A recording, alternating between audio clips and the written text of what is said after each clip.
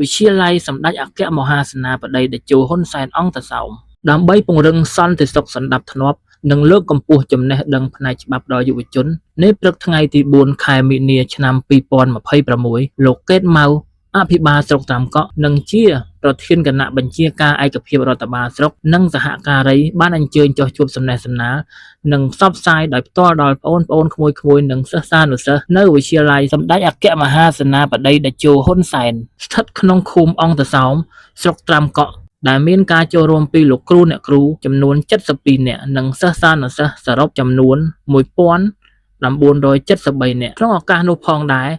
ក្នុងនាមបញ្ជាឯកភាពរដ្ឋបាលស្រុកត្រាំកក់បានសង្កត់ធ្ងន់លើចំណុចសំខាន់ៗចំនួន5រួមមាន1គោលនយោបាយភូមិឃុំមានសុវត្ថិភាពជំរុញឲ្យយុវជនចូលរួមចំណែកការពារសន្តិសុខក្នុងមូលដ្ឋាន2អំពីច្បាប់ចរាចរណ៍ផ្លូវគោករំលឹកឲ្យសិស្សានុសិស្សត្រូវពាក់មួកសុវត្ថិភាពនិងគោរពសិទ្ធិអាទិភាពពេលបើកបរដើម្បីកាត់បន្ថយឲ្យបាននូវបញ្ហាគ្រោះថ្នាក់3បញ្ហាគ្រឿងញៀន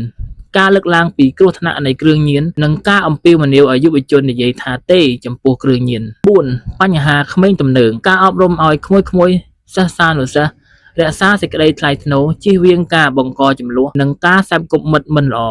5អនាម័យបរិស្ថានការបណ្ដុះស្មារតីស្រឡាញ់បរិស្ថានតាមរយៈការទុកដាក់សំរាមឲ្យបានត្រឹមត្រូវដើម្បីលើកកម្ពស់សោភ័ណភាពសាលារៀនរបស់យើងឲ្យកាន់តែមានភាពស្រស់ស្អាតបន្ថែមទៀតលោកអភិបាលស្រុកត្រាំកក់បានសម្ដែងនឹងការកោតសរសើរចំពោះក្មួយៗសិស្សានុសិស្សទាំងអស់ដែលបានខិតខំរៀនសូត្រស្ដាប់ការណែនាំរបស់លោកគ្រូអ្នកគ្រូ